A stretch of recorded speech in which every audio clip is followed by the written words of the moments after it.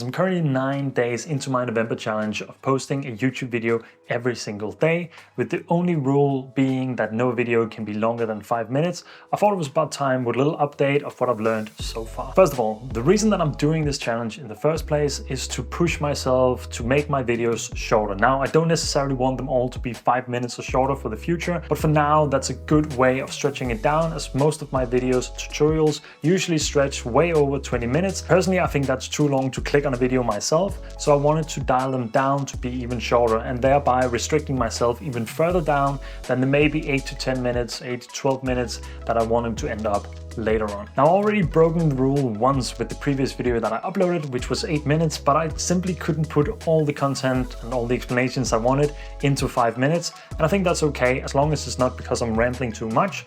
I think it's fair that it came in there, and it's the best performing this month so far. So it turns out it was well worth doing it. But I still want to stick to less than 5 minutes in general for this challenge. So here are 3 learnings that I wanted to share with you from my challenge so far. Number 1. Pivoting away from my niche is hard. Those videos that are more related to lighting or my personal stories, or videos like this one, just gets a fraction of the views of my videos related to color grading. And that makes perfect sense. My niche has been color grading for a long time, and that's where I'm in. That's what people want to learn from this challenge, so it makes sense. But I'm also slowly expanding my channel to have more subjects. I want to talk about different things and more things as well, and I want to share my personal journey. So it's a step in the way of doing that during this challenge that has turned out to be hard but easy at the same time, and that's kind of what we're going to get into in point 3 as well. But I do know some of you enjoy these personal stories and updates as well, and that keeps pushing me and motivating me to do them, so I'm really thankful for that,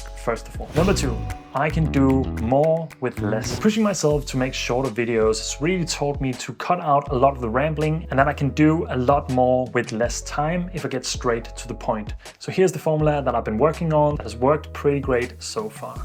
1. Get a question in the beginning that can be answered during the video. Number 2.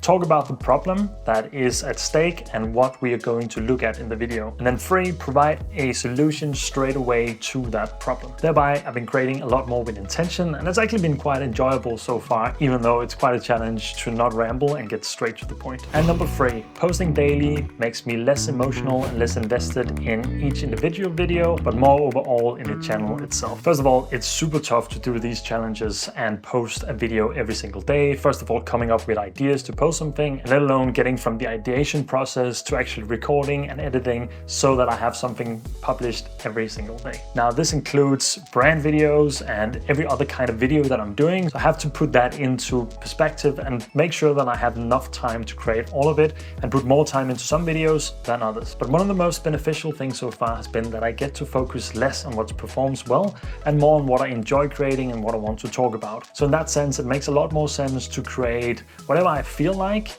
and whatever I think that can perform well, but also talking about other subjects than what is my niche, as we kind of covered in point 1. That allows me to focus less on if this particular video will perform well, and more about getting things out so I can analyze later on and figure out what will work moving forward, but also just opening up for new subjects, being less emotional about the individual video. Whereas when I post once a week, I'm a lot more invested in that particular video. First of all, I probably spend a little bit more time on it as well, but I'm also more sad when it doesn't do well. Whereas when I'm posting now, if this video doesn't do well, I'm posting another one tomorrow, and that's fine. And with that and these 3 learnings so far, that also covers another personal video that I really hope you enjoy. If you do want to help and support me create more of these videos, it means a lot if you check out my store and maybe grab a LUT pack and consider enrolling in my color grading course if you want a more structured way in learning color grading overall and get one-on-one sessions and calls with me included. Now, if that's not for you or you're not interested in that, that's completely fine. Watching these videos already helps me a lot as well, but it's just an extra way of giving me more headspace to actually move forward and creating these, because it's not that easy to just live off AdSense, but